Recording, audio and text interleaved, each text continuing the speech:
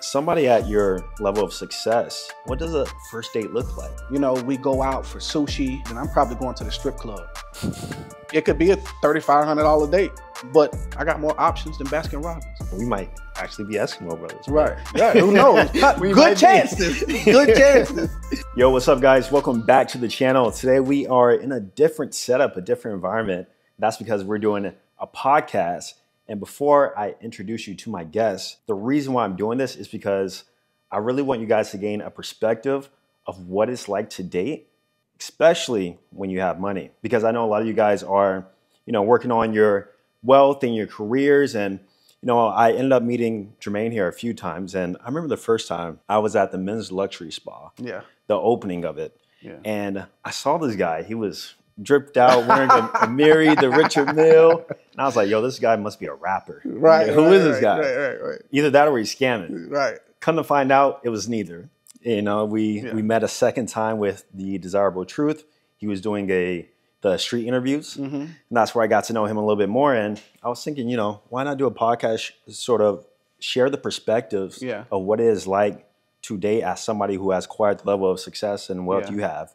And I think one thing we have to give the people background on is, first off, what is your name? How old are you? And what business did you decide to get in? So, Jermaine Jones, 41. And my main business is taxes. That's what I started with. And taxes kind of opened the door for me to get into real estate development, smoke shops, credit repair, and a bunch of other things, crypto and stuff like that. But taxes is my main thing. I started a tax business 12 years ago. I made some bad decisions and I ended up homeless for a bit. Wasn't too long, but living out of storage unit, sleeping in my car, and got myself on my feet. And I started over with about $800, and it's a real story. And I've grown the business from that hotel room to now 30 locations in 6 different states. That is insane. And when you first told me that, I was a little confused. Because out of all the businesses to start, I've never heard anybody say, I started a tax business. A tax business. Not only that, but it's a brick and mortar tax business, right? Yeah. So what conceptualized this idea of a tax business? Like, where that thought even came from? So a couple things. One, I did the corporate America thing. I went to Florida State, got my degree, actually got my degree in 3 years, and then came back, started working for Sprint doing B2B sales. And I got cheated out of a raise, and I had the black boss at work. So like he was my uncle, my work dad, like, you know what I'm saying? I felt like a deeper connection. And when that happened, I realized that, in corporate America, they just don't love you, man. It's not real, So that's what kind of started that idea that I need to figure out something for myself, And from there, I started looking for a career or an industry that can give me time and money. Because like, I'll give my GM for an example. My GM at the job, his name was Rufus, rest in peace. He was like a mentor to me, a great guy. He made a ton of money. He drove a super nice car to work, but he worked all the time, And I know, after working all day, you get home, your energy's low for your kids, for your wife. And I just wanted a different situation. I wanted a situation where I could have the time and the money. So I started doing research, thought about real estate, and the tax thing kind of I just stumbled upon it. I was promoting clubs on the side. And there was these guys who used to come to the club. And in the beginning, they were regular dudes, trying to sneak into VIP, taking pictures with other people's bottles, just like anybody else, And within a 2-year period, they're pulling up in Aston Martins, Bentleys, Rolls Royces, crazy cars, going in the club, getting 50 bottles, 100 bottles, and just like you, the first thought is they're probably scamming, selling drugs, doing something illegal, right? And it's a shame that we think like that, but at the same time, it's real, but it turns out they were doing taxes. And that's when the light bulb hit, bing. And I met one of them at a bar during the daytime. He was just there grabbing lunch, and I started to talk to him, and he kind of explained it to me, told me about the opportunity to come and work with him, and I took it. That's crazy, man. I assume with a business like this, it takes quite a long time to see progress or results or any sort of revenue. Do you remember how long it took you to get to a point where you're like, okay, I'm making money from this now? You know what? Surprisingly, if you check Forbes, a tax business is usually in the top 10 or top 5 businesses in the US that you can start that have lowest barriers of entry and highest profit margins, right? And then in addition to that, our season is only 4 months. So we make all of our money in 4 months. So you can, I'll give you an example. I opened a tax office in Tampa, and with a manager that was brand new with no experience, and that office did $600,000 the first season, right? And that's a 4-month period, right? So the ability or the potential to make money in the tax space is limitless, and the speed you can make it is really fast. But for me, when I was figuring it out, I didn't have a mentor, so I didn't have anybody to teach me anything. So I'm just falling forward. So it took me a little longer to make a decent amount. I would say probably it was maybe my 3rd tax season in when I made enough to where I was like, you know what? I don't have to go get a job in between the seasons. I can chill now. Interesting. So I've been in business for 10 years now, and seeing you, I noticed that you have certain items that signal wealth. You know, the Richard Mille, like we talked about. You got the bust down Cuban, nice house we're in right now. So I'm curious at what level of wealth did it start to feel real? Like at what point did you look in your bank account, or maybe from a network perspective, to where you're like, okay, I can start buying these items. I can start living this certain lifestyle. Did it take years to get to that point, or was it? You know what? It still doesn't feel real. It doesn't. I don't feel like I've arrived yet, and it's maybe because I'm comparing myself, or maybe because I'm my biggest critic and I'm really hard on myself, but I don't feel like I've got there yet. But I will say there were a couple of like milestone periods, right? And one was, I remember I was living in an apartment, and I remember that tax season. I woke up, and the way it happens is like when the deposits roll in, you get all these emails saying fee deposit, fee deposit, fee deposit.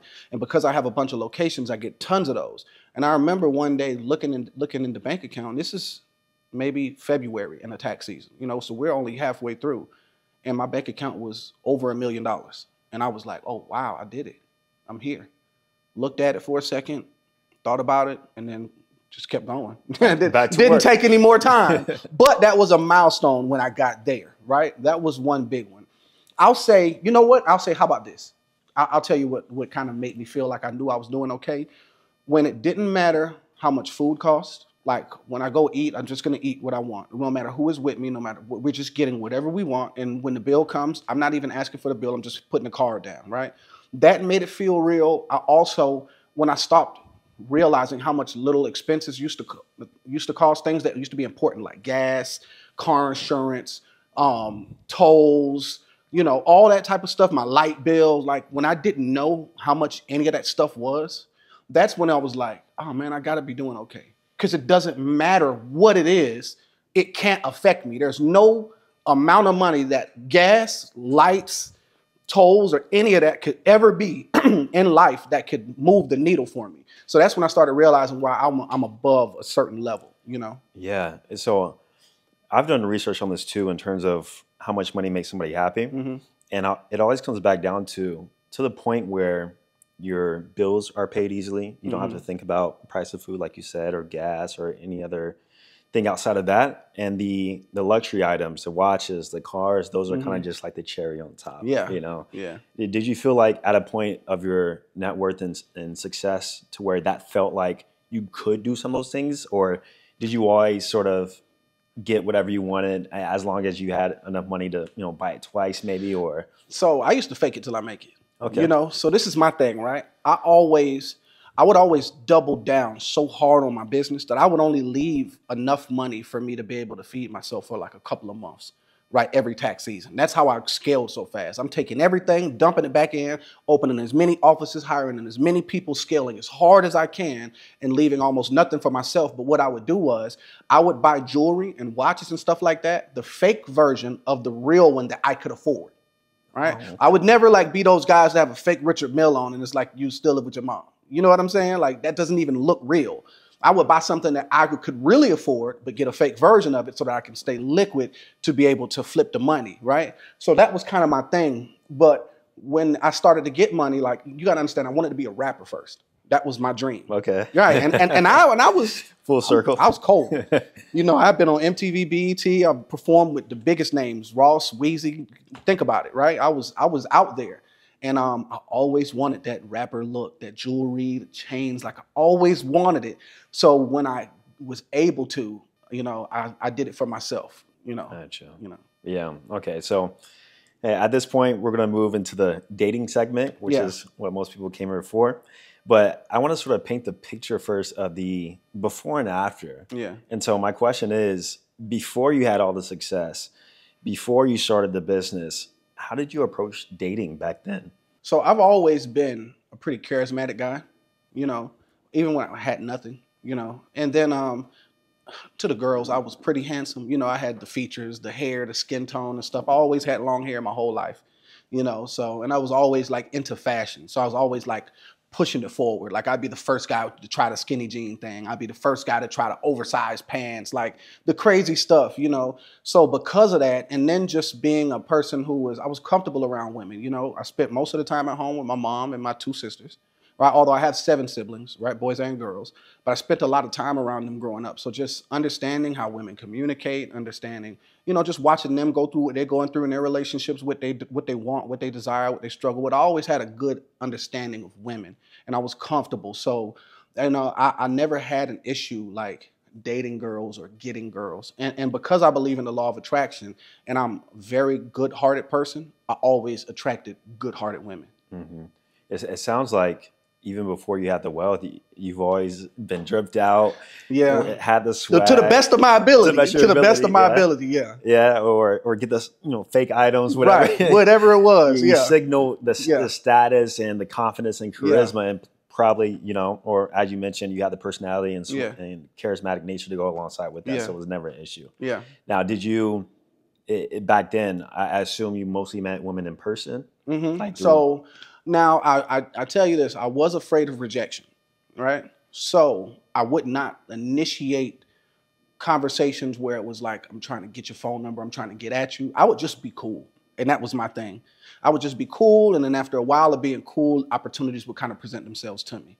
Okay. So that was my angle in the beginning, you know? Gotcha. And then later on, I guess like I had a couple of bad experiences. All right, with some girls who were had a little bit more game than me, and were a little bit more advanced, a little more savage.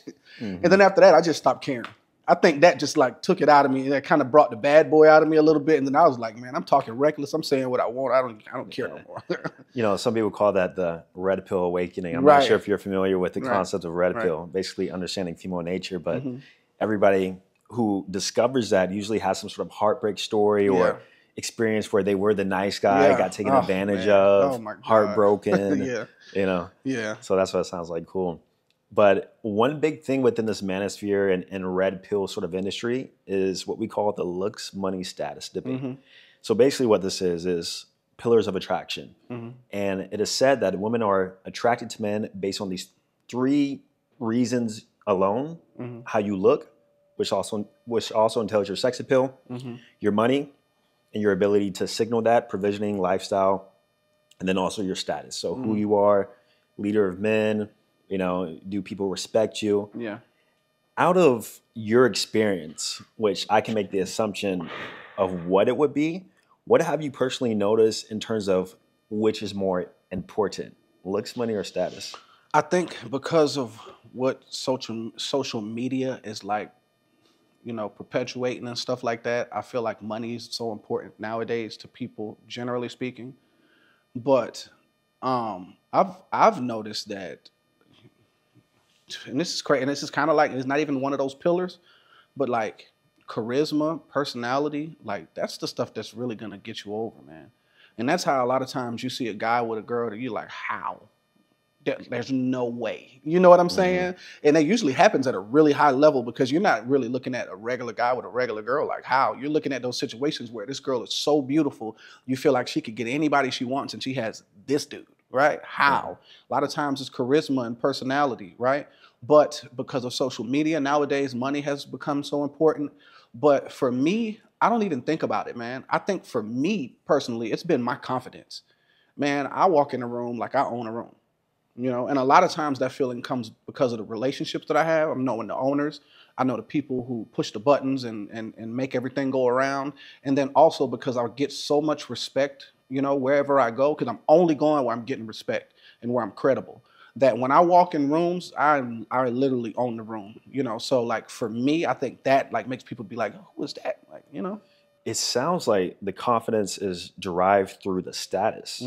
So because you know these people, because you're well respected, because you place yourself in an environment to where it's like, who is he, or how do you know him? It seems like, at least how you're describing it, status is what creates that confidence in itself, which then creates the scenario. Absolutely. The status creates it. And I think for me, like beneath the status, what allowed me to attain the status was the character that I built on my journey. Because, there's a lot of lessons that I learned in the way that I came to be who I am that built a lot of character, right? So I know who I am. I know what I want. I know what I don't want. I know where I'm going. I have no questions about who I am, my value, anywhere on earth. And I think that's what allowed me to attract those relationships. That's what allowed people to believe me when I speak.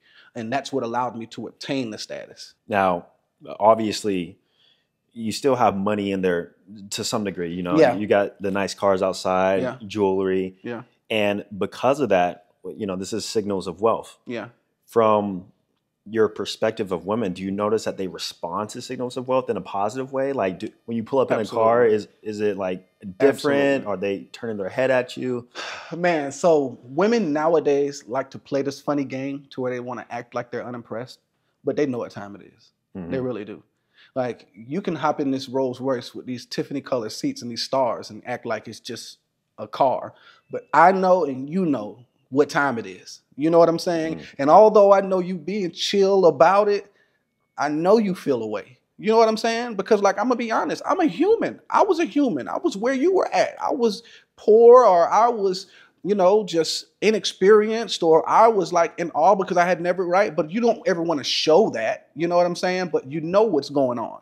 So yeah, it does work, and you notice it sometimes, and then sometimes you don't, right? Look, when I say you notice it, I always notice it, but sometimes they make it obvious, and sometimes they don't, right? But I think for me, because I put so much emphasis on who I am, what I've done, what I know, in terms of me projecting my value, in terms of me having conversations about why I think I'm important and why I'm all of that or this or that, that although I got the money, I don't really have those women that are like with me for the money. Like, they're not hitting me up to buy them stuff often. They're not like at my neck trying to get in my pockets. Like, a lot of times they don't ask me for anything. A lot of times it's me, like, what do you need? What can I do? A question I was going to ask is actually, how would you avoid yourself from gold diggers? And it sounds like, you don't necessarily lead with your money, but they're more so attracted to you as an individual, or maybe your looks or whatever, and the money just tends to be an amplifier. Yes, that's what it is. You lead with your conversation. You are charismatic. You are, you are like, what is the word that I'm looking for? Be curious. You know what I'm saying? Like, I don't like to be the person that talks the most, right? When I'm first meeting a woman, I want to know everything about you. What do you like? What you want to do? What's funny to you? And I'm listening and I'm taking notes and I'm paying attention, and we're going to touch back on all of that type of stuff. Like, I keep a list, and then I think that's kind of like what it is for me. And because I operate in that type of way, and the money is just like a thing that we know is here, Yeah. I don't really get girls that they fall in love with me first, and then they just know that I got it. But I'm not no sucker, right? Because of the way that I had to earn my money. I had to turn a nickel into a quarter, into a dollar, into 5, into 10, into 100, to 1,000. Like, it took me so long, so much hard work, so much good decision making, right? So much passion, so much loss, so many lessons to get to where I'm at. I'm not just finna let it go. I'm sorry. If I haven't given my mom $1,000 today, if I ain't bought my daughter something, like, well, I'm just gonna give it to you. I don't work like that. And I think it comes off like in conversations and how I move, like, they kind of know who to play with and who not to play with. And I'm definitely not him. I mean, have you ever had that experience though, where you thought a woman was genuine based on just you or your confidence, personality, but then, keep paying my rent, or Absolutely. How do you go about managing that? And, I'm like, no, I can't do that, but let's figure out a way to help you be able to do that for yourself, right? Maybe you can come, do you need a part-time job? You could come and work at one of my offices, or maybe I can teach you a skill, like something that I was involved in one time, like a cool trade or something. Maybe I know somebody that has an opportunity for you, and I would rather redirect it into let me help help you create a situation where you can do that for yourself than to rely on me. Because in the end, if I pay it for you, we're not fixing the problem, the reason why you don't have it. We're not fixing that. Yeah. And I'm not one to just pour water into a bucket with a hole in it. Like, I just don't do that. Yeah. You know what I'm saying? So gotcha. that's kind of like how I do. So going into more so your dating strategy, and I've had the chance to speak with, you know, multi-millionaires where their dating strategies are so unique, and it seems like they don't go the conventional route. I'm talking about cold approaching women in grocery stores or even swiping on Tinder. Yeah. You know, recently I spoke with a popular business guy by the name of Iman Ghatzi, and he told me his dating strategy, which I will not reveal, but it is absolutely insane and super structured. I've never heard anybody describe this. So from your dating strategy, is it conventional? Do you use dating apps? Do you cold approach, or do you just let the woman come to you? And do you not have to talk to them? Definitely never used a dating app in my life, ever. All right. So that's not a thing for me. To be honest, dating isn't that important to me.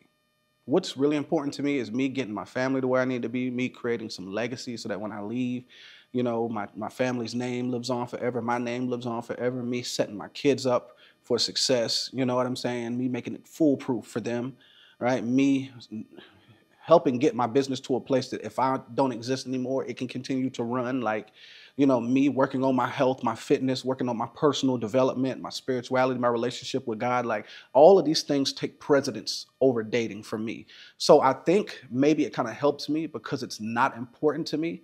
Right? It's like almost like, you know, when you're chasing something, it runs away from you, right?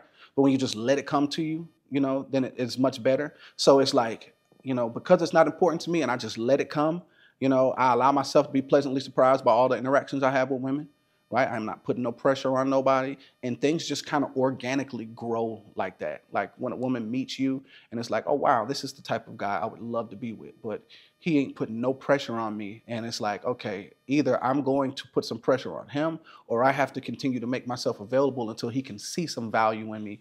And next thing you know, you have multiple women in that type of feeling or with that type of mindset around you. And it's like, you look around, you have tons of options, right? I could go this way, I could go this way because I'm good to everybody, feeding everybody information, opportunities. I'm only bringing great energy. When we do hang out, I'm taking care of everything. It's never a problem. I want to make sure that you're safe. I want to make sure that you're happy when you're around me. And like that foundation, those pillars create the type of attraction to where it's like, girls will come to you. They'll come. Yeah, but I assume for them to come to you, you still have to present yourself somewhere.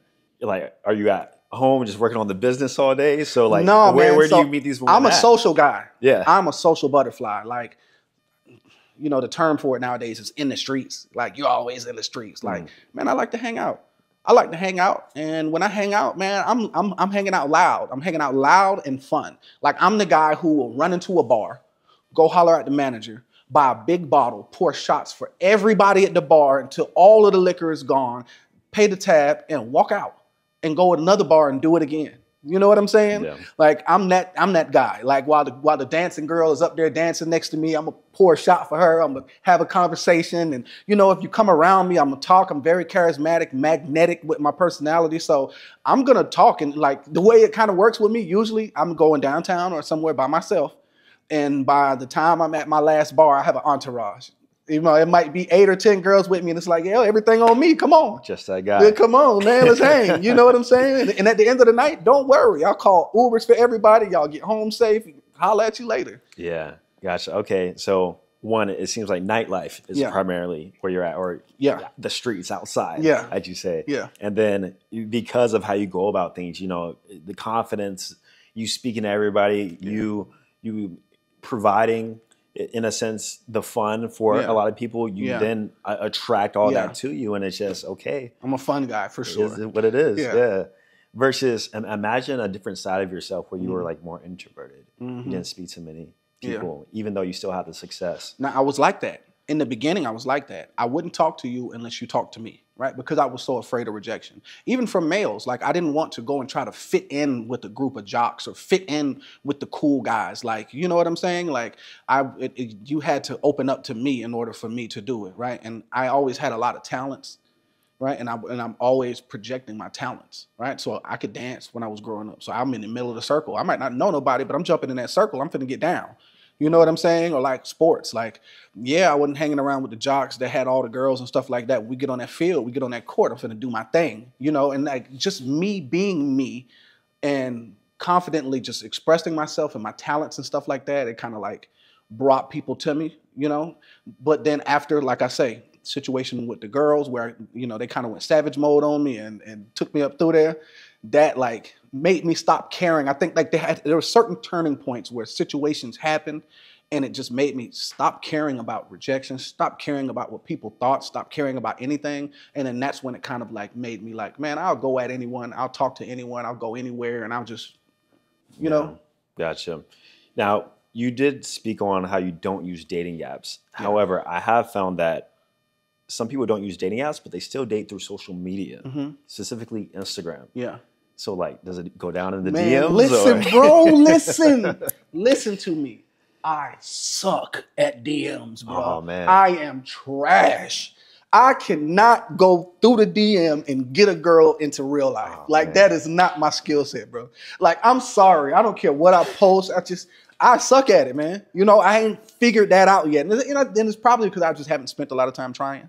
I haven't tried enough, you know, and I'm pretty sure I could. But in real life, I have so much activity going on that it's like, I don't need to add more to my plate. I really need to get some off of my plate, you know, if anything, you know. But no, I suck. And I'm telling you, I'm not too proud.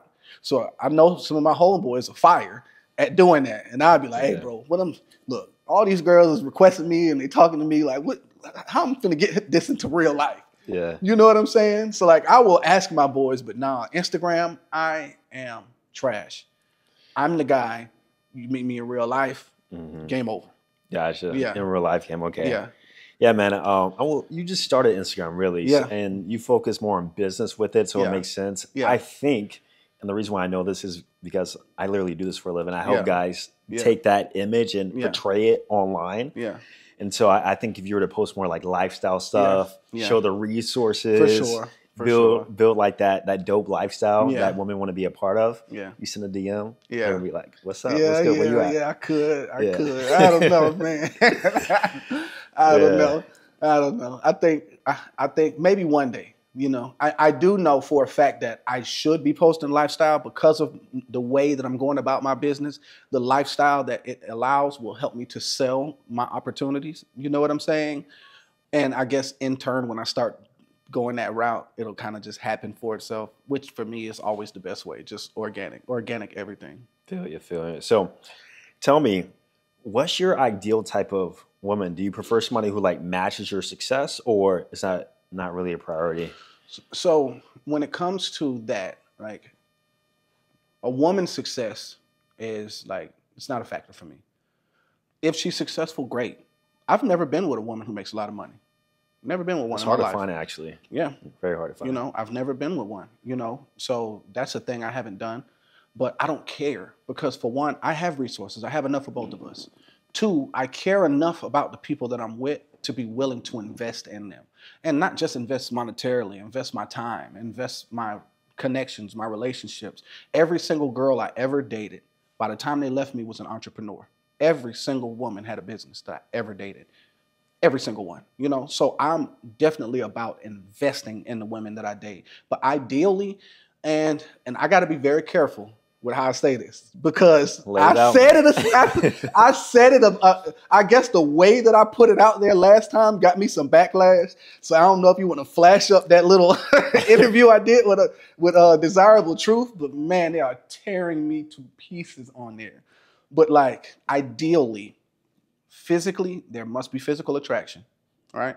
And I don't discriminate. If you're beautiful, you're beautiful. It don't matter if you're black, brown, yellow, white, doesn't matter. You know what I'm saying? If you're beautiful, you're beautiful. I like a woman who has a high emotional IQ, somebody who can communicate clearly in times of like critical times, in times of crisis, right? They can talk their way through situations, right? It's very, very uncomfortable for me when a woman just reacts and just responds like when she feels a way about something. You know what I'm saying? Call you out your name or break something or just go ghost on you or like that stuff right there is very difficult for me to deal with because I'm such a great communicator, right? Yeah. So I need somebody with a high emotional IQ. I love women who look good natural, right? If you do your makeup, that's fine. But I have to like what you look like naturally. If I don't like that, I don't care what you look like after you make yourself up. I'm not going to want it. Right. Yeah. So I need to know when you wake up in the morning with no makeup, no lashes on, when your eyebrows ain't drawn on, when your hair is however your hair is without the weave. You know what I'm saying? Like, if I like that, then I'm sold. I also like to date women who are a little bit younger than me, right? And that's just my preference. Now, that I'm not disqualifying anybody. If you're 40 and you're beautiful and you check all the boxes for me, I got time for you. You know what I'm saying? But just me, what I prefer early 30s, right? Late 20s, early 30s, like right in that area. Like, that's what I like. Like, I want to get my girl in her physical prime, right? And that does not mean that, oh, once you leave your physical prime, I'm going to leave you. No, I will absolutely grow old with a woman.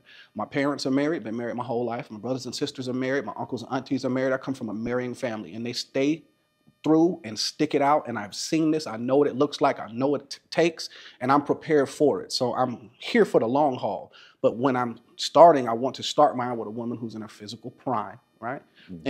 And this is the thing, right?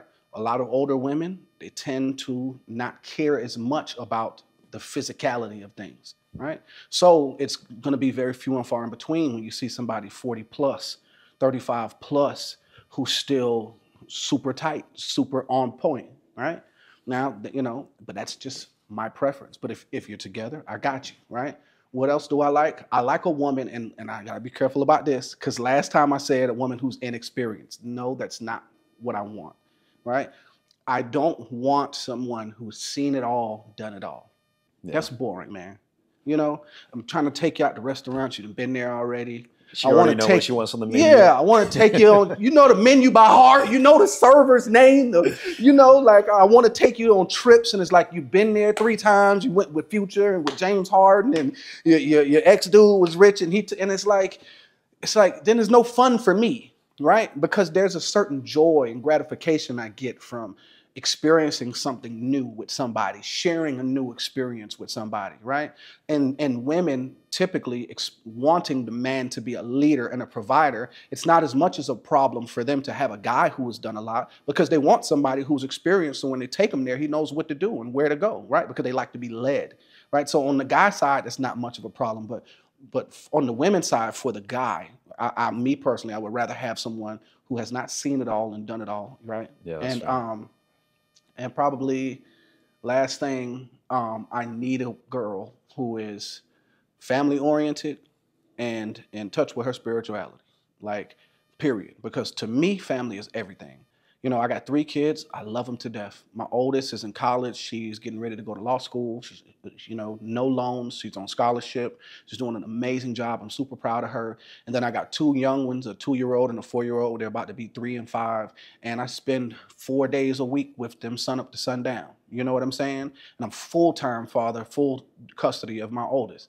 And my family is tight-knit. We come together for every holiday, every birthday. We're all over here together. So that's extremely important to me. And my pastor is like my best friend. I've known him since high school. I used to cut his hair.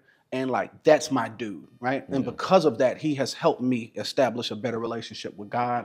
And I am extremely, extremely close to him and focus on my spirituality, my spiritual development as well too, right? Even though lately I haven't been to church much, and he'll probably talk mess when he sees this interview, but I'm there, man. You know, so that's the totality. Like, those are the boxes for me. Yeah, there's nothing wrong with that. I think your answer was pretty common amongst most successful men. They want somebody who's inexperienced, who's attractive, who has family values, who is feminine, who gives value to you also, and you're just not pouring value into them. You know, they make your life easier. Yeah. Right. Well, one thing I have noticed too is that whenever you increase your success and sexual market value as a man, you then have access to the most attractive woman there is. Mm-hmm. Versus before, it might have been a little bit more difficult. You might have had to know somebody to access this particular woman. But now, you know, you show up and it's accessible. But also on the caveat of that is that going to the inexperienced part, most or a lot of very attractive women also only deal with very successful men. Mm-hmm. And so how do you find somebody who is very attractive, fits all those values, but also has inexperience? Is that difficult for you? Man, no, it's not. Like, I did a little research, and there's only less than 20% of women 31 or younger own a home and have been to more than one country, right? So it's like this whole perception that everybody is out here doing everything. It's not. Like, think about the cost burden on living nowadays. Like, most people have to have roommates, right? Most people can't afford barely to live and pay their bills, let alone go and travel to different countries and do all that stuff unless a man is paying for it, generally speaking, right? These girls are getting flued out on a man's dollar. So if it ain't behind that, they typically can't afford that type of stuff. There's always going to be an exception to the rule, but generally speaking, that's how it is. So there's a ton of women out here who are extremely beautiful, who are trying to figure it out for themselves, going through life doing the best they can, and they are available to a guy like me. And I would much rather have that type. I don't want the one that's dated all of the rich guys, because that is exactly what I'm talking about. They done it all, they done seen it all, and that is not for me. But it seems like the rich guys are passing around the same girls. They absolutely are. And I'm not mixing in with none of that type of stuff. I want the hidden gem, right? The one that you've seen, but you don't know her. The one that doesn't come out enough for you to be able to track where she's going to pop up and where she hangs out, right? The one who is down to earth enough to talk to you, but you just can't get her number like that. You know, the one who like knows how many drinks she's going to drink when she goes out, right? Yeah. Who actually has a time that she's going to leave and go home. She's not just going to go with the flow until the next day. Like, you know, like that type of girl. That's the girl for me. And there are a lot of them out here, man. Trust me. Yeah. I assume the girls you meet who don't fit that, but the attraction is really high. It might just be a fun night. And that's it. Yeah. That's all it is, right? Yeah. And I'm a fun guy. You want to have some fun? We can have the most fun you ever had in your life, right? Tonight and tomorrow, if you want to, right? Yeah, and I'm open for that, right? But I know who I'm going to take serious. I know the difference between a good time and a long time. Fair enough. Gotcha. So one thing I talk about a lot is first dates. A lot of guys are confused about how to go about it. What should they do? And somebody at your level of success, what does a first date look like? Are you going more extravagant? Are you going on coffee or? Oh man. So for one, I'm always going to do a discovery. All right. So in the process of, meeting the girl, I'm going to find out what you like in our first interaction. I'm asking you questions. So like, you like sushi? Like, I mean, real sushi. You like raw food? Do you like, you know what I'm saying? And I'm going through and I'm just getting my bullet points. And then I'm going to put together my date based on the information that I collected about you, one. And then I might toss in an experience or something that I know can be fun, right? That I want to introduce you to, right? So a first date for me could be something like, we go out for sushi. I might have you try a bunch of stuff you never tried before that I know would be absolutely delicious, right? And then we can leave from there and go do something like go bowling or go to like Andretti's where we can bowl and play arcades and be competitive, right? And bring out that fun competitive spirit where we can joke and compete against each other and stuff like that, ride go-karts, something like that. And then after that type of vibe, I would roll from there to maybe like a hookah lounge, a place where we can just sit, smoke some hookah, hear some good music, continue to drink and get to know each other. And if the lituation gets where it should be, then I'm probably going to the strip club.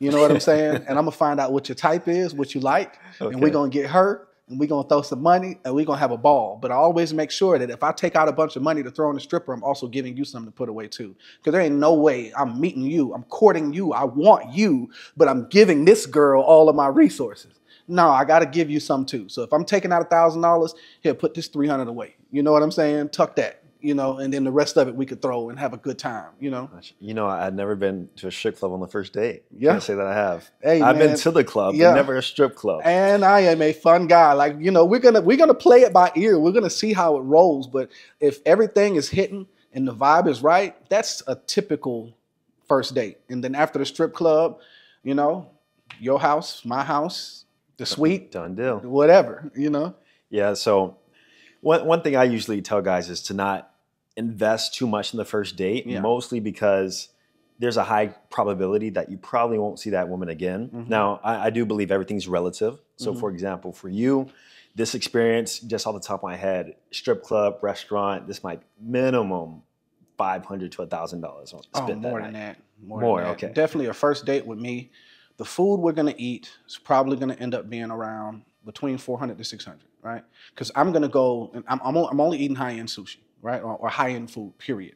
So my meal and a couple of drinks for me alone might be 280. You know, without you, just on a night for me.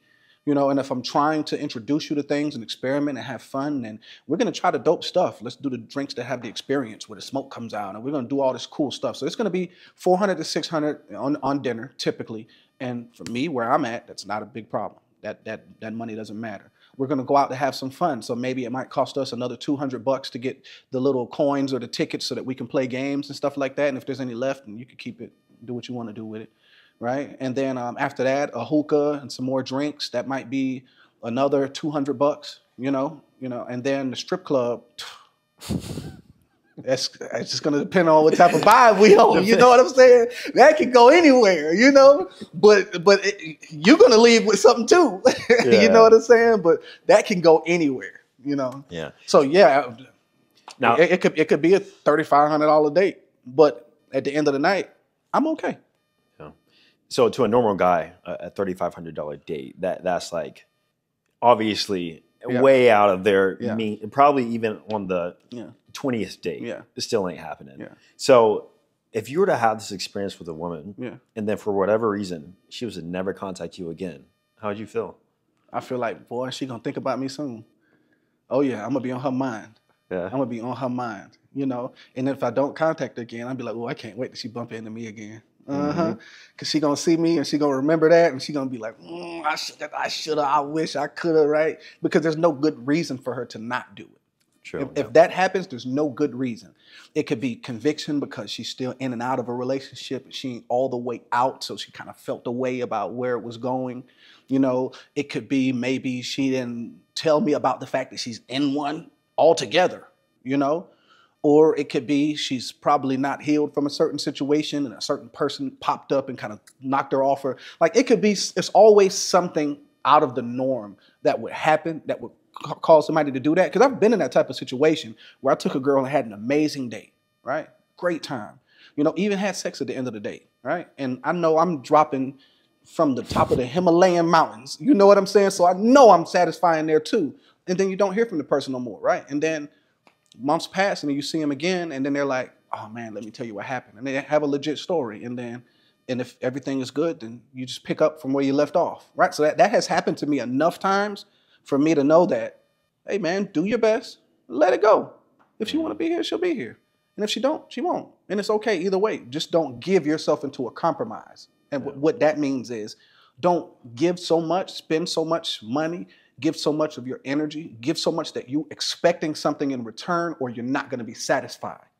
So I don't never do that. So if I spend $3,000 that day, you don't got to do nothing with me. You ain't got to sleep with me. Ain't nothing got to happen. I'm okay because this type of experience I would do for me anyway, So I'm cool.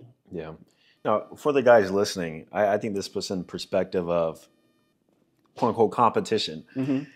She went out on a date with you, had this great experience, but the other guy, she said, sorry, I'm busy tonight. Mm-hmm. And he invited her out on a coffee date Mm-hmm. or to walk in the park. Yeah. Mm-hmm. And there's 2 coins to decide. One, obviously, for whatever reason, she said no to him to go out with you, but also the other guy, the guy where it doesn't take an experience for her to see the guy. Mm-hmm. She comes over the crib first date. I've had many experiences where Mm-hmm. really attractive women, they perhaps, we might actually be Eskimo brothers. Right. Yeah. Who knows? Good chances. Good chances. She had the experience with you, but me, like, she might have just came over. Mm-hmm. Does that make you feel any sort of way, or do you still go about? Because that happens to me too. Yeah. So it's like the world gives you so many different experiences and stuff like that. So at that time, whatever it brings you, you deal with what you got. And if me and you just decided to go on a date, then me and you were going on the date. Or if you just wanted to pull up to the crib, you could pull up to the crib. You know, and then with the type of crib that I got, I know if you come into the crib, 9 times out of 10, this is game over when we get here. You know what I'm saying? So it's like, it's almost like an ace in the hole for me. Like if you want a car that we could flex if we need to, if we don't. But either way, it's like, that wouldn't make me feel a kind of way, you know, because I've been every type of guy. I've been the guy that needed to chase. I've been the guy who can buy his way into it. I've been the guy who is just super charismatic and he just gets it off of whatever. So I've been all of the above, and I know what comes with everything, and I understand that depending on timing is who, you know, it's going to be what your opportunity looks like, what your interaction looks like. Gotcha, fair enough. I mean, as long as you don't have any contempt from it, I don't see it as an issue. Nah, man, I wouldn't. And then on top of that, I don't care what you did with the next dude. You know what I'm saying? Because we're thinking about the long term. You know, we might start out with the fun date, and then after, you know, we do what we do, you know, we get intimate, then it's like we ain't got to do nothing at this point. It's Netflix and chill. You know what I'm saying? Because it was so good, you know? So it might be free for me for the rest of our time. Right. Whereas with the other guy, it might have been cool for that one time. And then after that, she's starting to expect more. Like, come on, we got to be doing more than this. That's an interesting perspective because I have found that if I do lead with no experience and just, you know, come over, talk, end up doing whatever, I know that I eventually have to get out from that environment if I want to keep her around long term. Yeah. Versus you, it looks like you lead up front with the experience and then you can retract back. Yeah. And then you can chill. You know, but me, I'm such a social person and I'm such a fun person that, man, I've been with somebody and we went on an experience run for 1.5 years. We would just go, wake up, go to Miami, be there for 2 or 3 days, come home in the same day, be like, man, let's catch a flight. Let's go to Atlanta, leave. Because my lifestyle allows for that.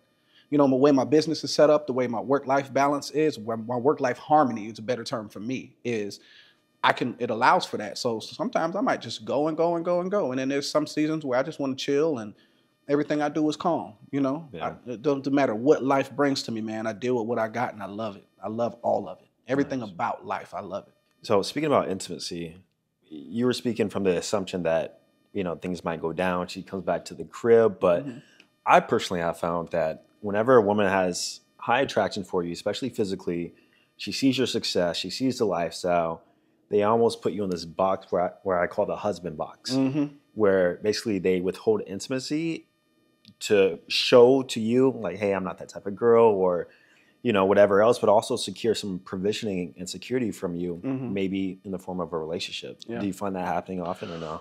No, I don't, although I do know it exists. Now, I may have had somebody withhold from me the first day because they don't want to be a statistic. But with the intimacy, just with me and my experience, probably 85% of every intimate interaction that I've had happened either the first, second, or third day, period, with more than half of all of them on the very first day, and probably half of that within hours of our first interaction, right? So, you know, maybe I'm giving off a very sexual energy. Maybe I am just understanding, like I just get it, man. I just do. You know, and just naturally I can create an environment or a situation to where if you're with me, you're comfortable. You can be vulnerable. You can be you. You're not going to be judged. And it doesn't matter what happens. That's not going to define where we are, because you can hold out for 6 months and then I fuck you and then we never talk again. Yeah. Or you can do it today and we can be together for 6 years, right? So it doesn't change anything. So do what you want to do. If that's your truth and you feel that way and you want to experience that with me, then do it, because I'm not going to judge you, you know? Would you be willing to wait if a woman had that boundary? I'm not waiting. No. I don't wait. I'm not waiting for nothing. You know what I'm saying? Especially not a manufactured wait. And what I mean is, you want me, I want you, but you're just making me wait for what? For some reason that has nothing to do with actually where we're going, right? Because our vibe is leading us here. Right? The energy is leading us here. You rationally in your mind want to go here, but because of some construct or some rule or some law that somebody taught you, it's telling you to go against everything in your nature and do that. No, I ain't with that. Yeah. I'm not with that at all. So in that case, I assume you just cut them off, stop talking to them. It's wraps. Never cut people off, right? I have a million bridges I can cross at any time. Never burn a bridge. You know what I'm saying? But I just will not put myself in that situation anymore. Not that situation. So no, we're not gonna go out and then be all close and hugged up and then maybe pop kiss a little bit and be looking at each other in the eyes and making little jokes about what we would do to each other and all of that. And then at the end, we don't do nothing. I'm not gonna do that anymore, right? That's stressful. I don't want to go through that. So no, I might just compartmentalize that part of our relationship and find another place that we can exist in harmony to where I feel like I'm not giving myself into a compromise, and then we'll just exist there until you want something more. So probably around 15, 20 minutes ago, you spoke about how you come from a married family. Were you once married yourself? Never. Never married? Okay. So based on those principles, your background, your history, even your own upbringing, I suppose, do you believe marriage is a good idea for successful men? Would you recommend it? Well, I haven't been in it, so I can't speak from that perspective, but how I feel, I would definitely marry somebody, right? But it has to be a woman that gets me. And I'm not a traditional man, typically, right? Now, traditionally, I am a provider and a leader like a man should be to the utmost, right? But my views on everything on earth are very, very unique. So it has to be somebody that gets me and somebody that adds value to me and that makes my life easier. And if we can find that, then I would definitely marry a person. Now, I'm getting a prenup, right? Because I worked too hard for all of this and I did all of this on my own. And I would be damned if I'm going to put myself in a situation where somebody just stops liking me for whatever reason, they can leave and take all of that, right? When I'm trying to set this up for my kids to be able to have it and my family to be able to have it, you know, so there would definitely be a prenup. Absolutely. Gotcha. But marriage can be an asset because there's a lot of distractions that it eliminates. There's a lot of temptations that it eliminates. There's just a lot of things that you typically, as a single man, spend your time and your resources on that it will eliminate, and that will earn you back that time and those resources for you to reinvest in a different way that might bear more fruit in your life. So the right woman, the right approach, I would absolutely do it, and I think it would be healthy for anybody. As long as there's a prenup. Yes. Gotcha. If you got bread, get the prenup. Get the prenup. Yeah. You know, there's multiple ways to actually manage your wealth and protect it. I'm not sure if you heard of different levels of trust. Yes. That you can put your wealth Absolutely. into. Yeah. So I'm in the process now with Dr. Cedric. He's out of Dallas. Cedric Brown, I believe, where we're putting together a common law trust for my family, a foundation, and for my business, all three. And then they all have a special type of relationship to where it allows you to, you know, defer taxes and different type of things, you know, like a high level tax strategy whole plan. So yeah, I'm into that right now. And it also, it hides your assets and it hides you pretty much altogether, you know. Nice. Okay. So I have to ask this question. I absolutely have to. So I was watching this video on YouTube actually recently. It was around the concept of why high value or successful men pay for escorts. Mm-hmm. And basically the theory is because it gets more expensive to traditionally date. Yeah. Because of the price you pay with your time Mm-hmm. and your money. Yeah. Versus if you get an escort. Yeah. In and out, good time is what it is. Obviously, there's not going to be any emotional relationship there. Yeah. But do you believe, as a successful guy, does it make sense to use escorting services instead of traditional dating? Okay, so I have to speak kind of objectively because it's not something that I indulge in, although I have done it, right? And I don't mind explaining, you know, that situation and how those came about. But I can see the value in it 100% because an escort, especially the ones that, you know, somebody like me would go after, are going to be as bad as the most beautiful girl you'll meet at any club or any bar, right? And you can spend a fraction of the money that you would spend on that date and get the intimacy level that you desire out of it, right? And possibly more than what the other girl would be willing to give you, because a lot of people are going to hold back until they get to that point to where they feel more vulnerable and more safe, right? Whereas the escorts coming in and they're trying to blow your mind right off the rip, right? So financially, it makes sense. Time-wise, it makes 100% sense. And if you are like a hyper-focused person and you are really driven and you're headed somewhere, it absolutely could benefit you to just use escorts for a period of time while you're building your business and you're focusing on you and you're investing and you're doing all that type of stuff to get your intimacy off so you can stay focused on what you're doing. So yeah, I am all for it, right? Objectively. This is somebody who doesn't do it, right? And the reason why I don't do it is because I got options, man. You know, I got more options than Baskin Robbins. I got more options than Cheesecake Factory. I'm just keeping it real. I'm being funny about it, right? But I do have my fair share of options. So with that being said, I don't have to go pay somebody to go and do it. You know what I'm saying? I have people that would be willing to be with me if I want to. So I've never been that type of guy. But I did try it a couple times because I had peer pressure. I let some of my boys convince me. So, you know, a night in Miami, a night in Costa Rica, and I tried it. It was cool. And the crazy part, after that interaction, that escort came to me for free every day until I left. Hey, pay up front. Hey, the Himalayas coming down from the Himalayas. You know what I'm saying? Feel you, man. I want to end off with this. In terms of your work-life balance, because we pretty much discussed everything from your dating strategy to your perspectives on dating, especially as a successful guy where you're at right now. But one thing you did mention that we didn't discuss at the beginning was from the fact that in order for you to do all this, it seems like you have really good work-life harmony, as you mentioned. Yes. Can you explain how that is set up or how much free time that actually allows you? So I typically only have to spend about 20 hours a week engaging in my business, right? And that's during the busy part of the year, which is those first 4 months of the year when taxes are in play. Everything that I choose to do outside of taxes has to be completely passive or semi-passive. So with the building house situation, you know, I had a guy who mentored me through that. We had a general contractor that worked for us. And, you know, I'm really great at design. If you look around the house, all of this is my ideas. This came from me. So, you know, I knew what I wanted the houses to look like. I knew everything, got with an architect, put it all together, just put the money into it and let the GC go. Report back to me and stuff like that. So like just the way that worked, everything that I do outside of taxes is passive. I give my money jobs that work for me year round. And then during the tax season, because I've been able to separate myself from the day-to-day activity of the business so I can work on it and not in it, I only have to work about 20 hours a week, you know, during the busiest part of the year and the business runs, right? And I would just also want to take this opportunity to give a shout out to my team because they are awesome. You know, Andrea Johnson, Cordine, Nairobi, who's a new member to headquarters, but they are behind the scenes doing all of the hard work to make sure that the business runs.